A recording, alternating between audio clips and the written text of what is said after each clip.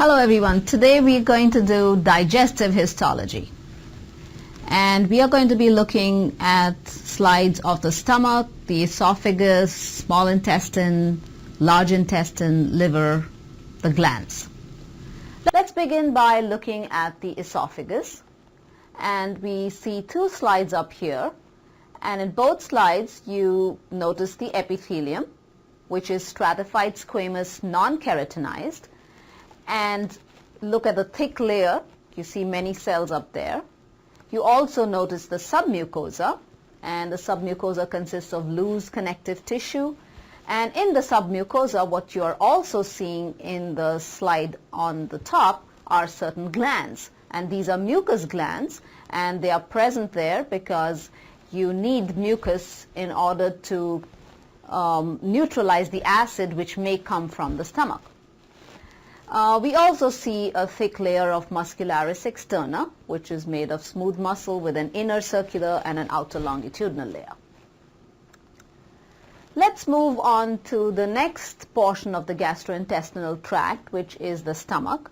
And in the stomach, we are not going to be looking at the entire stomach. The layers are the same, like the rest of the gastrointestinal tract, but what I'm going to concentrate on are the cells which are present in the stomach. The first set of cells we look at are the parietal cells.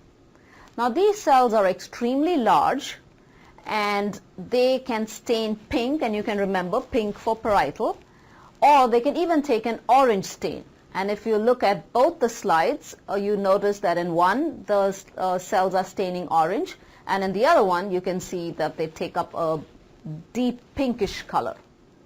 Now the parietal cells obviously produce HCl and intrinsic factor, and you must know the functions of both HCl and intrinsic factor.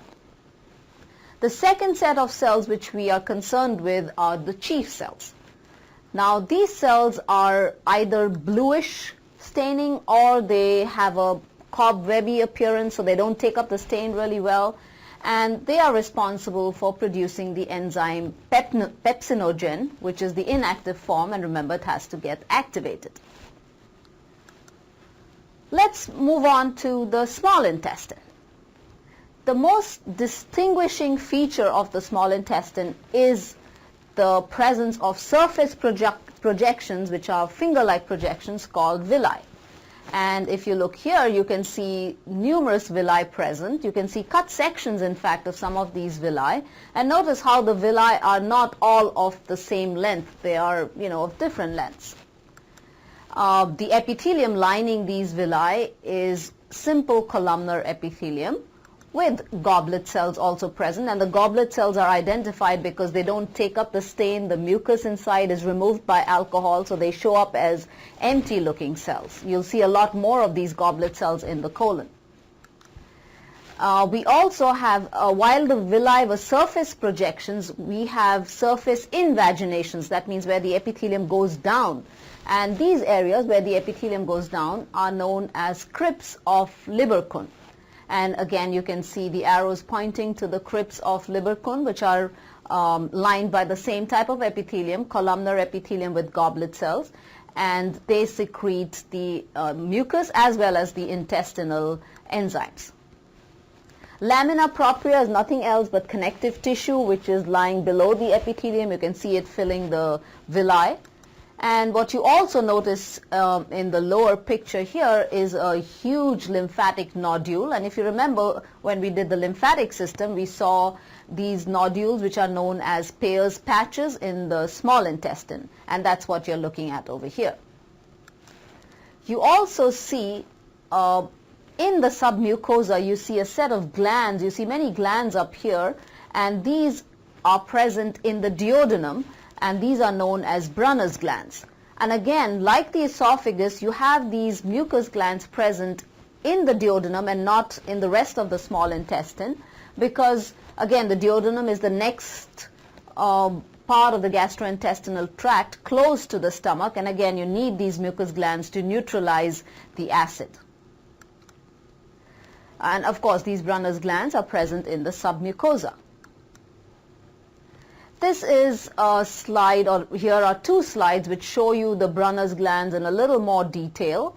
And if you notice, you can see them in the submucosa, and they are mucus secreting, which is why the cells don't stain very densely. And they again are present because they help neutralize the acid along with the pancreatic and bicarbonate, which is again secreted into the duodenum. In the lower slide, you also notice the muscularis mucosa, which is present, which consists of smooth muscle and inner circular and outer longitudinal layer. Here we have the arrows pointing to the submucosa, which is where these Brunner's glands are present. Let's now move on and look at the large intestine. Now this is similar to the small intestine in that the epithelium remains the same. So we have columnar epithelium with goblet cells, and in fact we have numerous goblet cells. So all those little cells that you see are filled with, or rather empty looking cells, those are all goblet cells. The second thing is that there are no villi. In fact, the epithelium has an even surface. So there are no finger-like projections.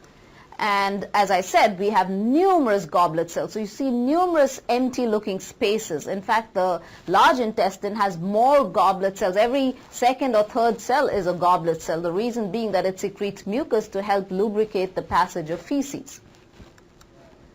You can also see the muscularis mucosa here. And below the muscularis mucosa, in the submucosa, what you're looking at are numerous blood vessels, because that's where the blood vessels are present, the large blood vessels. You also have lymphatic nodules sometimes, which we don't see in this image, and you may also see certain ganglion cells or nerve cells. Remember, a plexus present, the submucosal plexus, which is present. Now let's look at the liver, and the picture on top shows you a typical liver lobule, with the center of the lobule being occupied by the central vein. And radiating from the central vein, you have numerous hepatocytes, which are plates of liver cells. And in between those plates, you notice small spaces, and these are sinusoids. Sinusoids are actually dilated veins. And so this space that you see in between, these are dilated veins. And in the lower image, what you see are certain specialized phagocytic cells called Kupffer's cells. And these are typical of the liver because they need to phagocytose certain material or any bacteria or any debris which may have entered the liver. The portal triad is one of the important structures that we see in the liver, and it's usually seen at the corner of each hepatic lobule. And it's called a triad because you have three main structures seen in it. One is the portal vein. Then we have a branch of the hepatic artery, and we have bile ductules. So these are the main structures that you see in a portal triad. You may also see lymphatics and nerves, but they are not very clear in this image. You can see surrounding the portal triad are the hepatocytes, and these are the liver cells which are responsible for carrying out all the functions of the liver. Now let's look at the other glands which are part of the digestive tract, which are the exocrine glands, and on the top we see a mixed salivary gland, and below we have the pancreas, the exocrine part of the pancreas. Now the typical feature of these glands, these exocrine glands, is a round structure which is called an acinus, and in a mixed salivary gland we see both mucus and serous acinus. A mucus acinus is very light staining because, as we mentioned in goblet cells, the mucus gets removed when we use alcohol to dehydrate the cell. So you see these light staining structures, which are the mucus acini, which is seen in a mixed salivary gland like the submandibular. And then the darker acini, which you see in both slides, are the serous acini. They take up the stain more densely, so they may be purplish, bluish, or really dark pink in color. Now the pancreas only contains serous acini, whereas you can see that the top picture, which is that of the submandibular or mixed salivary gland, contains both mucus and serous acini. Now in the lower picture, the blue arrow shows you the islets of Langerhans, and again you can see it is different because you just have cells which are segregated from the rest of the acini, and these are the endocrine part of the pancreas. So that completes the digestive system.